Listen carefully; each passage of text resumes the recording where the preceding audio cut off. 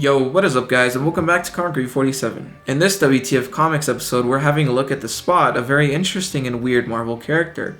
He first appeared in Spectacular Spider-Man number 97 as Dr. Jonathan Ohm, where he is seen as a scientist working for Wilson Fisk, aka the Kingpin.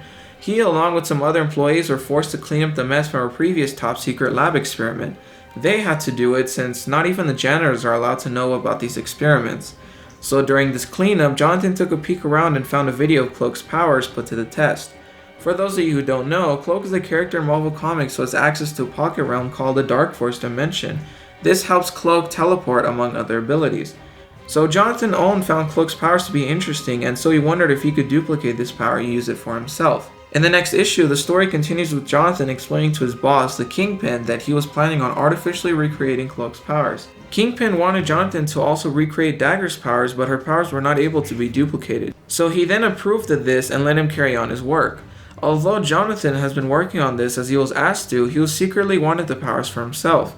He worked on getting Cloak's radiation out when he was finally able to do it, but strangely enough, all that popped up was a black hole, but without the gravitational pull and much smaller. Worrying that he might not have another chance to replicate this experiment, he went in. He was sucked into this cold black hole and fell unconscious, and when he later woke up, he found himself in a polka-dotted world. Instead of teleporting to Cloak's dark dimension, Jonathan accidentally changed the wavelength to send him to a dimension of half light and half dark.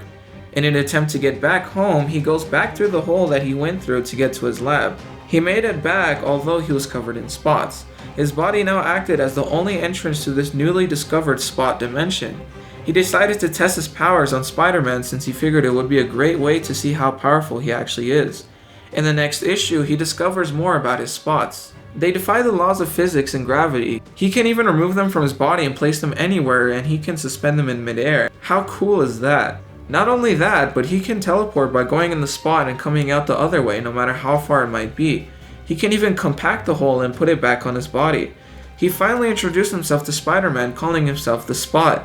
Spider-Man laughed so hard at the name he could barely stop laughing, but his laughter stopped when Spider-Man realized he couldn't land a single punch on him. The Spot just kept opening his portals and punched him from many different angles.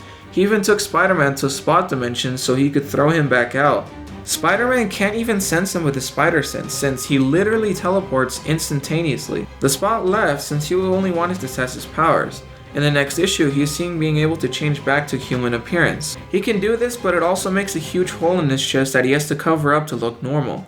He later confronts Spider-Man again, but this time, Spider-Man is more cautious when fighting this guy. He tried sneaking up behind him and landing a punch, but even then his fist went right through him and back into the Spot dimension. That's when he discovered the Spot's weakness.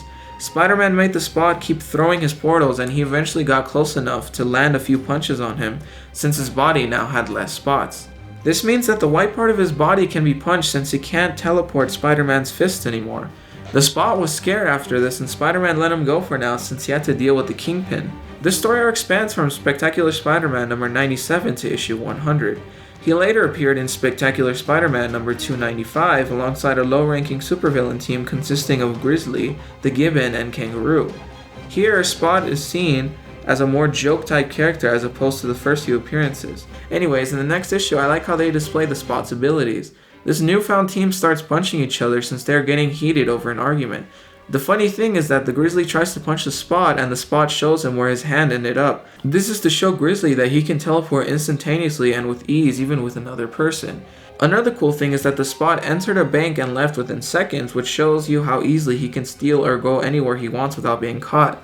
And even if he is caught, nobody will know where he could teleport to. We also discover that another weakness the Spot has is being grabbed on while he is teleporting, meaning that he can be pulled back out as long as someone is still holding on to him. After this, he became the joke character or the dude in the background for many years. This is a real shame since he has a very cool origin story and very unique powers. Over these years, he has mostly appeared in Spider-Man comics, but he has had a few appearances with other characters such as the Fantastic Four and MODOK, just to name a few. I'm so upset that they hit this character with such amazing potential. This dude made a serious comeback in the 1990s Spider-Man animated series, but we'll get to that in a bit since I'm going over his comic book appearances first.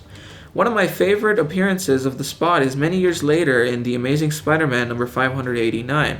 Here, he is seen as a cold-blooded killer, and he just uses his powers to his maximum potential. We also get to see him fight Spider-Man, and Spider-Man enters his dimension, tries to punch the Spot, but instead he gets himself punched right back at himself. This to me is an iconic panel and such great art and writing. We found out the reason why the Spot is so serious in the next issue as well. He explains that the Mandarin uses Black Light Ring to envelop him in his own Spot dimension. Apparently, the Spot cannot leave his Spot dimension if he is forced into it without his own will. He has tried to get out but failed many times, which by staying alone in this dimension for so long drove him mad.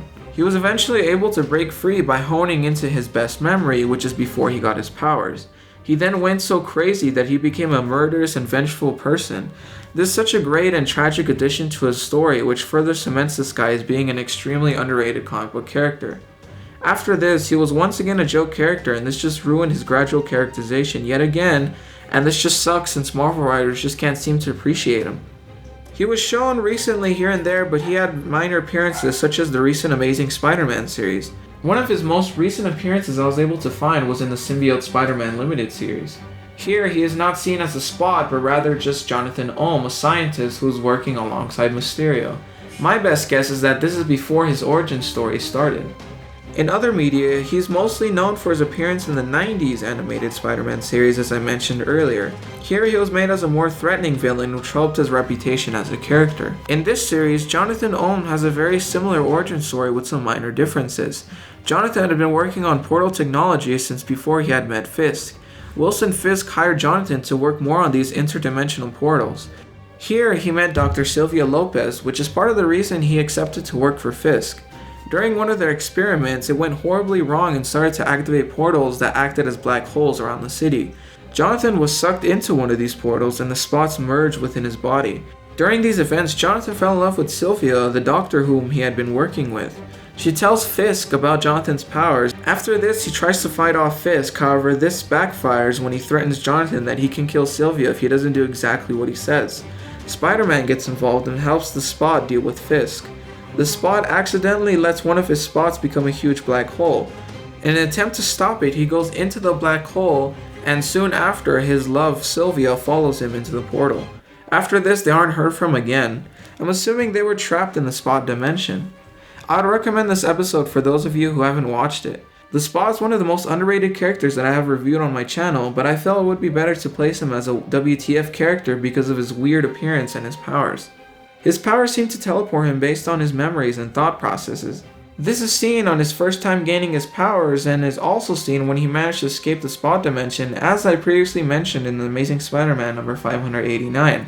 Anyways guys, that's it for this video. If you would like to check out more on this character, I would recommend checking him out on Mr. Rogues' channel where he also reviews this character and why he's such a great villain. I'll leave the link in the description. Anyways guys, let me know what you think of this character in the comment section below. Be sure to leave a like and subscribe if you're new, and I'll see you guys next time.